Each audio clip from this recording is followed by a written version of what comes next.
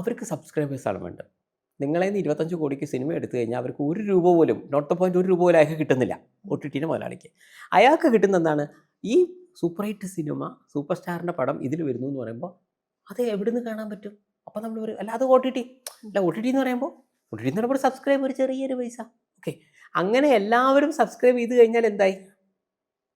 അതാണ് ഞാൻ അന്ന് പറഞ്ഞത്. കൊറോണ ഇന്ന് വരും നാളെ പോവും. ആ സമയത്ത് കൊടുത്ത ഉത്തരാ. പക്ഷേ ജനങ്ങളുടെ സിനിമ സംസ്കാരം സ്പ്ലിറ്റാവും.